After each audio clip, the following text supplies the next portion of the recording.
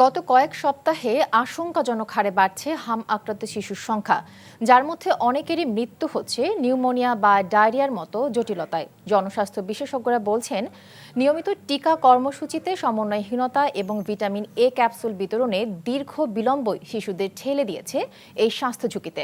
বিশেষ করে 9 মাসের কম বয়সী শিশুদের আক্রান্ত হওয়া এবং অপুষ্টিজনিত সমস্যা পরিস্থিতিকে আরও জটিল করে তুলেছে। গত 24 ঘন্টায় হাম ও উপসর্গে 7 জনের মৃত্যু এবং 1371 জনের শনাক্ত করা হয়েছে। এই তথ্য জানিয়েছে স্বাস্থ্য অধিদপ্তর। বিস্তারিত নাহিদ প্রিন্সের রিপোর্টে।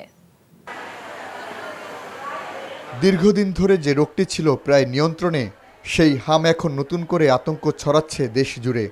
বিশেষ করে ঢাকা ও বরিশাল বিভাগের হাসপাতালগুলোতে বাড়ছে আক্রান্ত শিশুর সংখ্যা। জনস্বাস্থ্যবিদদের মতে সংক্রমণ বাড়ার পেছনের প্রধান কারণ শিশুর রোগ প্রতিরোধ ক্ষমতা কমে যাওয়া। নিয়ম অনুযায়ী প্রতি 6 মাস অন্তর ভিটামিন এ ক্যাপসুল দেওয়ার কথা থাকলেও গত 1.5 বছরে তা বিঘ্ন ঘটেছে চরমভাবে। ফলে সুরক্ষা বলয় ভেঙে পড়ায় আক্রান্ত হচ্ছে 9 মাসের কম বয়সী শিশুরাও। গত কয়েক বছর ধরে হামের টিকার কাভারেজটা বাংলাদেশে অনেক কমে গিয়েছে। যে কারণেই হোক, গত ইন্টারিম গভর্নমেন্ট তার আগে সরকার থেকে হামের ভ্যাকসিন কাভারটা কমে গেছে।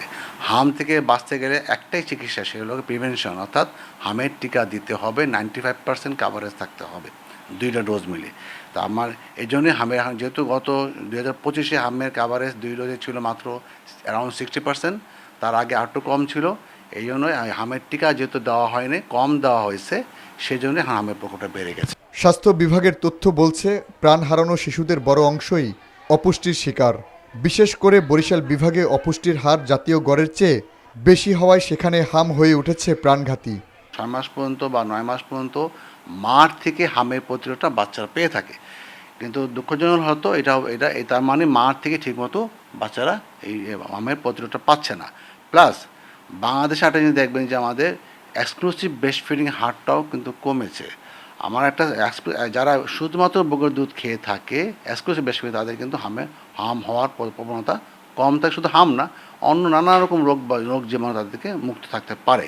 হাম কেবল একটি সাধারণ চর্মরোগ নয়, বরং অবহেলায় এটি ডেকে আনতে পারে চিরস্থায়ী অন্ধত্ব কিংবা মৃত্যু। তাই জ্বর বা র্যাশের মতো লক্ষণ দেখা মাত্রই শিশুকে নিকটস্থ হাসপাতালে নেওয়ার পরামর্শ চিকিৎসকদের।